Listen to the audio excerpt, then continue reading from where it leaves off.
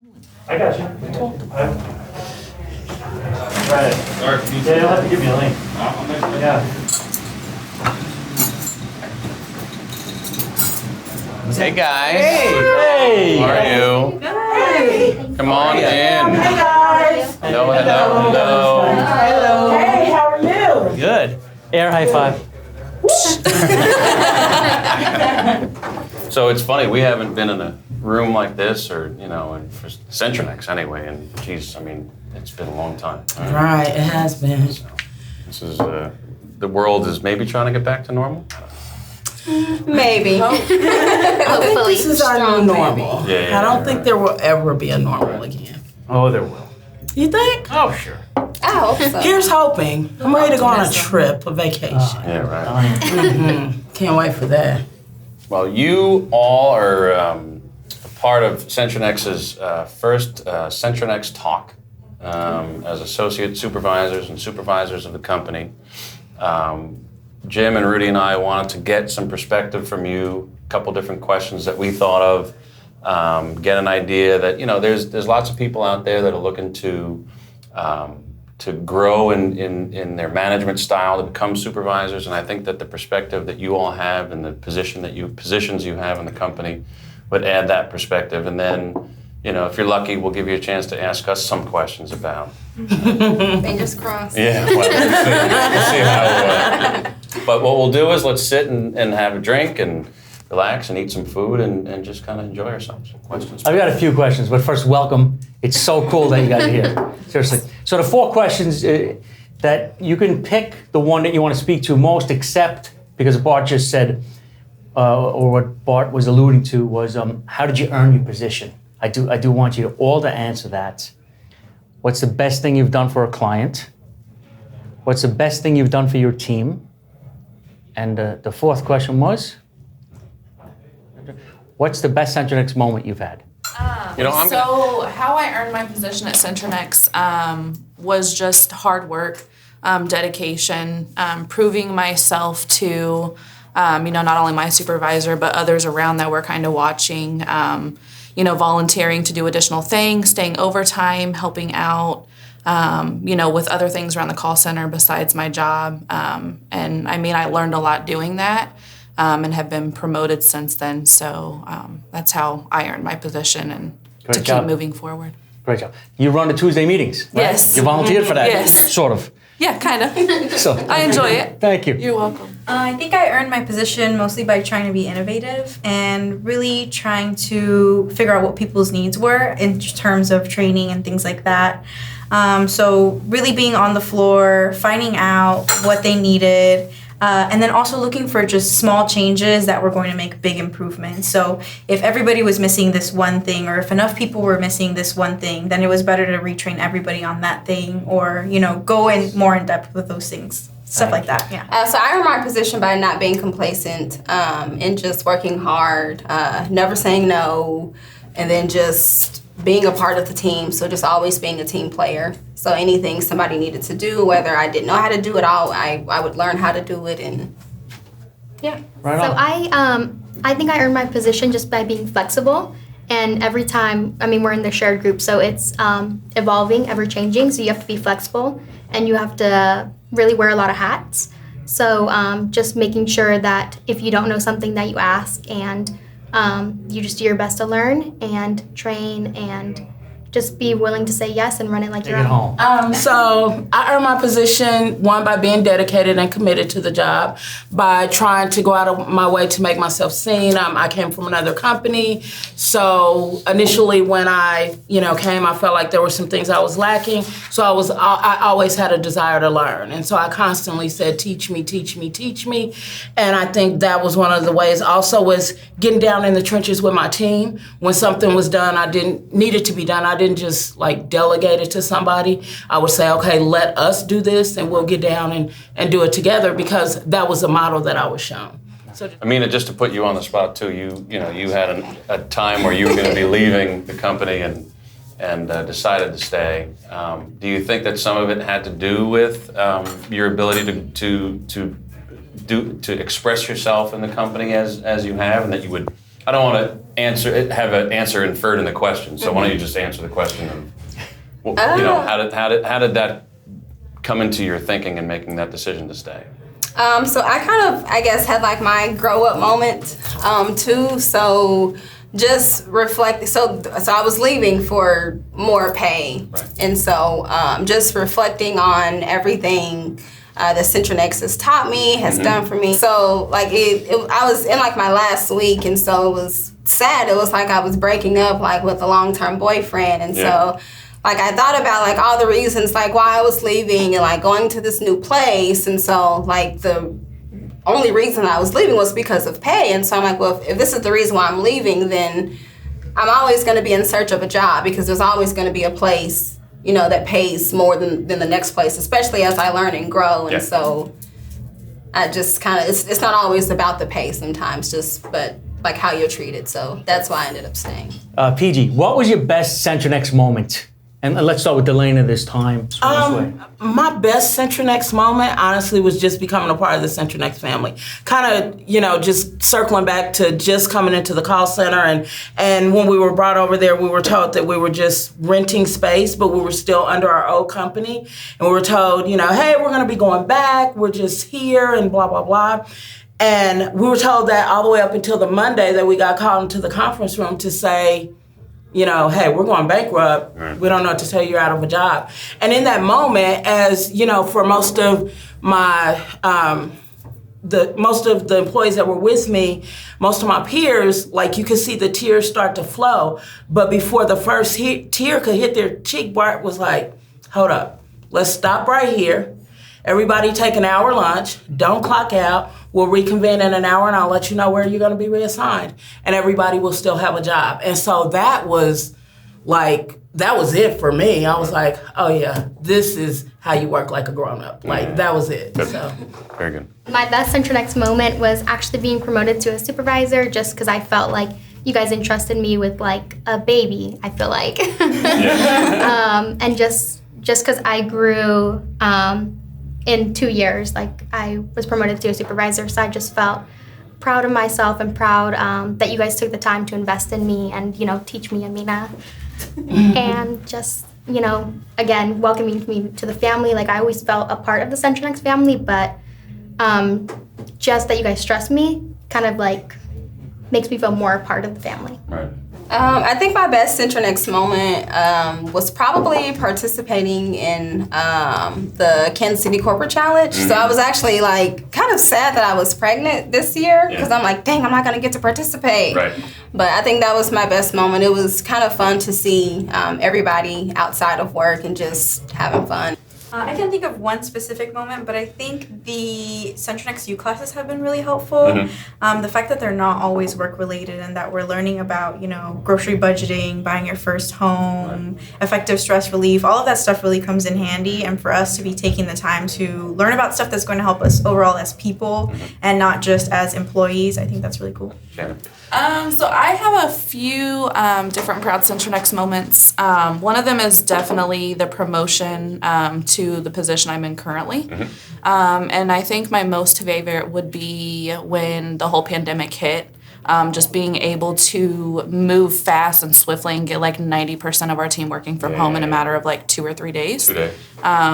I mean, I was probably going half crazy at the time, but after the fact, you know, Not you to sit and mention take everything it all else going in. on, right. Yeah, and just to be able to know like that us as a company, we're still able to keep people with their jobs, working, and not missing a beat. So that was a good moment. That's cool. Yeah. So the first good moment you said was being supervisor, Yeah. but I saw you that day and you were crying. Yes? Yes. And that's good, right? Yes, that is very good. Yeah, Well, it was you know- a good cry. Yeah, It because was you a knew proud you were cry. going to get yourself into, right? Yeah. I don't Maybe think I so. didn't think Maybe so. no. I didn't ask the questions before, but No, that was a great day. I enjoy it. Yep. Right. The next question was then the best thing you've done for your team. So I think some of the best things that I've done for my team is we do a lot of like rewards and incentivizing the team, motivating them. a lot of, competitions. We're really into the numbers. So just motivating them doing contests, whether it be for extra breaks or we put our own personal money out for gift cards for the team. It just really pushes them and drives them to know that they have, management staff that cares about them and wants to keep pushing them to do better. The best thing that you can do for a team is to just listen to them. I always tell my team there's nobody that knows what improvements can be made or what we can do better besides the person that's actually doing the work. Right. So you're actually doing the work. I want them to feel empowered at all times to tell me if they think something can be corrected or if they think that something can use some improvement.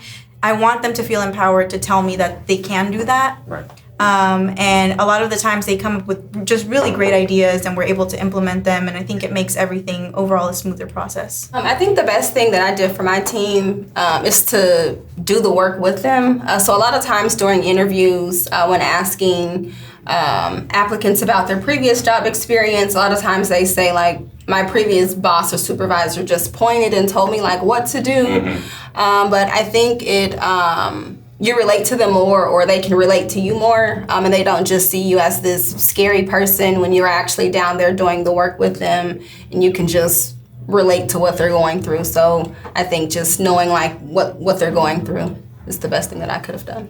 So I think the best thing I've done for my team is kind of a combination of both Cynthia and Amina's. Just listening, and if, I understand that everybody has a life outside of work, and making sure that we adjust to that, like if it's just like a schedule change that they're needing, or maybe they need VTO one day, and just making them feel like it's okay that you are taking like care of your personal life just to make sure that you're successful at work, as long as you're doing it in like a respectful manner, and that they don't feel like ashamed for asking for it. Right. And just making them feel like understood and heard. And if, we're backed up, hopping on the phones with them and making sure they see me at all times of the day that I'm working with them too as well. Right here. Love that. Bart, what do you think is the best decision you've made for Centrinex? What I've done over the years is when I first started the company, I did everything, right? So I was part of operations, I was IT, I was telephony, I was HR. I had help in those different things, but entry-level help, right? So I had different people helping me with different things. So as we decided to grow and grew a lot, there would come a time where I would say, okay, I need to find a person to run finance. I can't do that on my own anymore because it's become too difficult, too whatever. Find Jim and hire Jim. The operations become difficult because I'm trying to bring new clients in and do whatever, so I bring Rudy in. Prior to that, IT starts to become difficult. I bring Dean in. So the thing that I've done is I think I've found the right people in the right positions to get us to where we are right now. And I continue to try to hire those strategic employees that help us grow and help us be successful. And you had mentioned that Bart actually found out about you and he kind of scouted you out, right? I didn't scout him out. Sort of. What I called him up and I said, you need to work here. Yeah, so what made you decide that you actually wanted to join the team? Yeah. We have a mutual friend, and the mutual friend, and then Dean, the IT guy, and Bart, and I hung out. And then Bart read my book, and he landed, and he said, I want you to run my company. And I said, but you live in Kansas. edit if you want. But I didn't know how great life was out here. And then I came out here and I met the crew. And it was, Bart did a dinner without him there with not all the employees, but all the management, I think. Yeah, right. And, that's right. And they pummeled me with questions. That's right. I made them do that. Yes, that was thank you. after I introduced, because before, I don't know if you know this, but Rudy started out as a CSR. We did it on purpose. We knew he was going to run the company. We embedded him in a big client for the first, I don't even know, 2 weeks. It was grueling. No, it was Terry's training, which was great.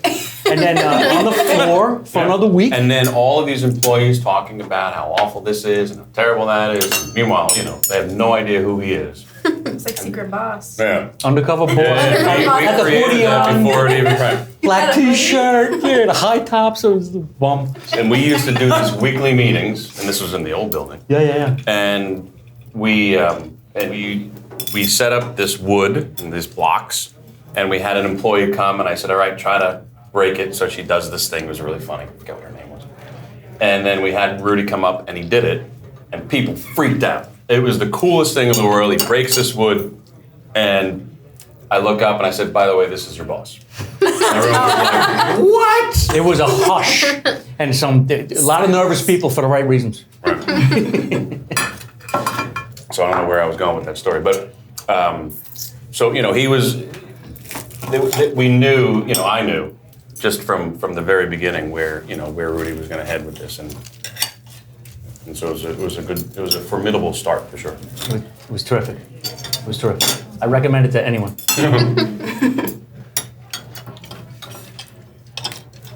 Like, we all know, we know your title, but Bart's the CEO, and then Rudy is operations. So we have much more contact with Bart, or with Rudy, and, we have contact with Bart because he's on the floor and things like this. But typically, the CFO is kind of, in the office behind the scenes. But you have a presence in our call center.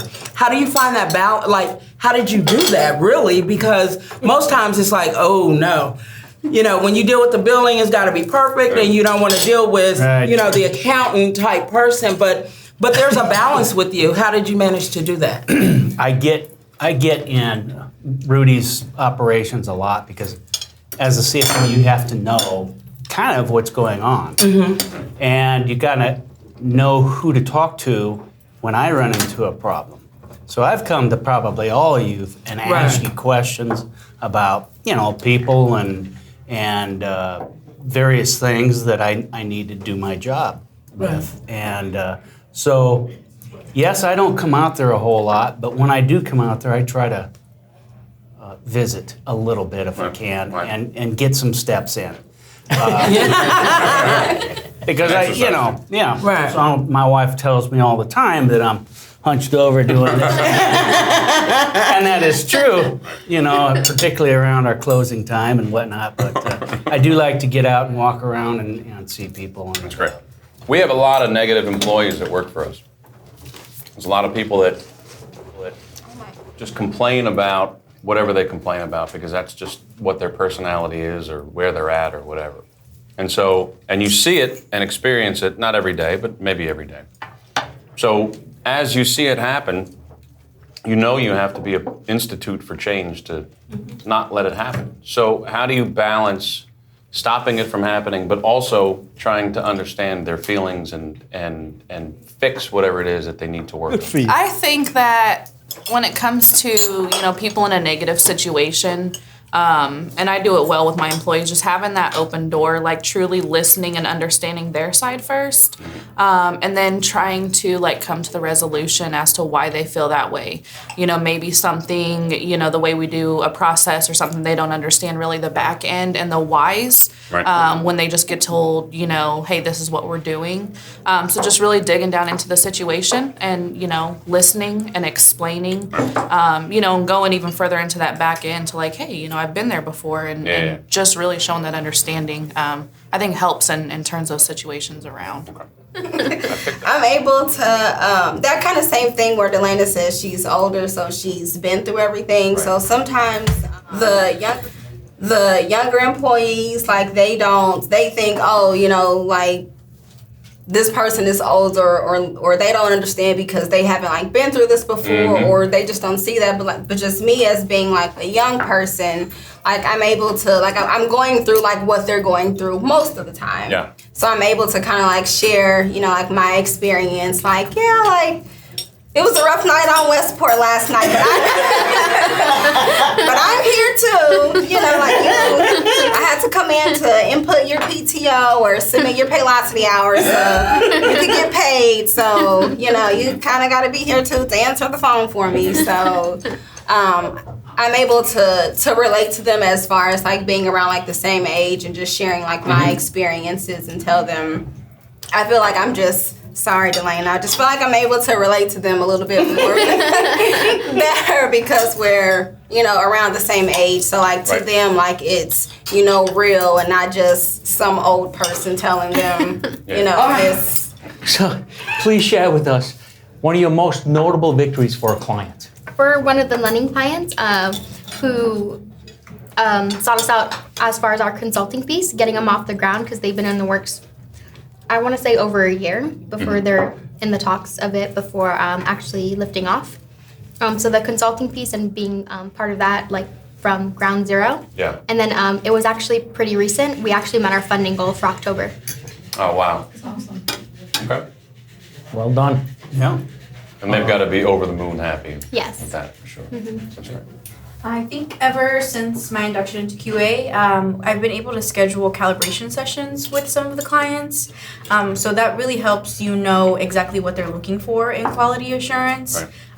And then you're hearing it directly from them, and then you can pass it directly on to the team. So like this week, we're focusing on this, so make sure you hit these things.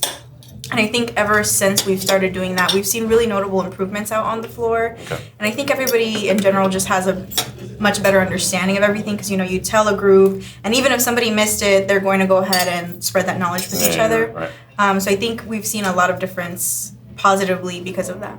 Different types of employees is tough, right? We have a lot of different ones. So what I'll do is, why don't we do this? You've read the question. So we've got lazy, unmotivated, negative, loud, and rumor spreader, right? So we have different types of employees that could be in the call center that are lazy or unmotivated or negative or loud or rumor spreaders. So pick one of them, doesn't matter which one it is, and if someone else has picked the same one, it's fine. You can kind of give your best way of how you manage those types of employees. So Cynthia. Oh, I actually learned this one from Rudy. So he had given it to us for the lowest performer, but it works a lot with negative agents as well. So you pick your negative agent and then you just surround them by all the positive people. So then they kind of have no choice but to be more positive. Yeah, you're right. Yeah. That's great. I like that. As best as I can, I try to pull all the agents aside and just kind of see what their goals are. Or just talk to them to see if this is just something for them to do if they're looking to grow. So just speaking with my employees and just seeing what motivates them. So if they're quality of life or if they're motivated by accolade, just kind of just motivating them to whatever their motivator is. So maybe somebody who's quality of life and they just maybe call off, so offering some sort of contest. Okay, so if you have perfect attendance this week, you'll get a bonus, or I'll wipe away your attendance points. So just basically talking to them in their language is how I motivate my employees. I would say lazy. Again, something that I think we all learned from Rudy. So when you have those lazy employees or underperforming employees, kind of getting with them, making sure they know kind of what their goals and expectations are. Okay. And then also moving them closer to you. I've recently done this with, one of my employees whose utilization was probably in the 40s to 50s.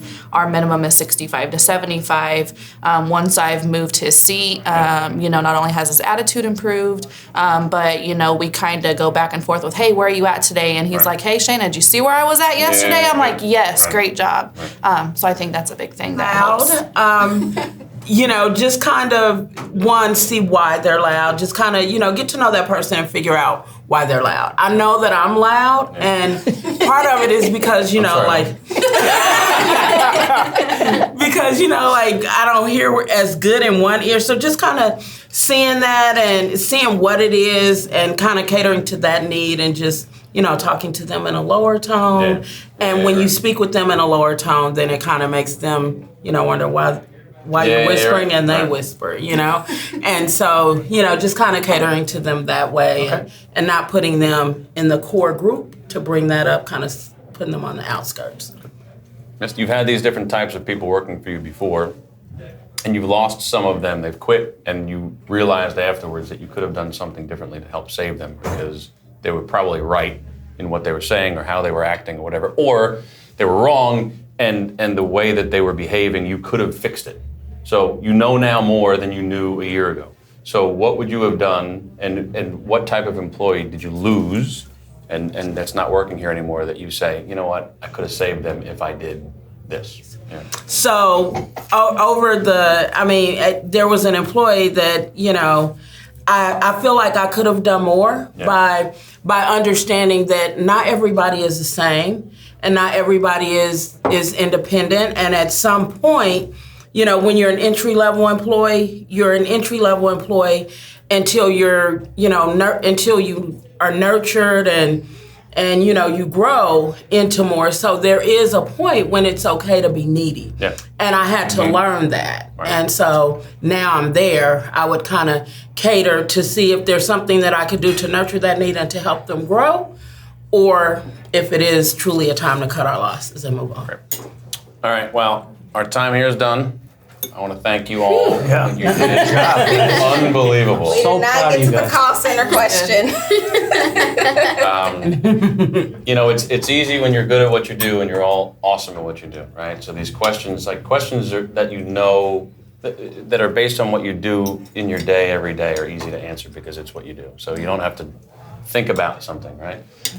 It's just what you do. And obviously we value you as much as we do because you're all sitting here and, being sort of a vision for us as a company going forward. And so I want to thank you personally, Rudy and Jim. I know that they all say sorts of awesome things about you.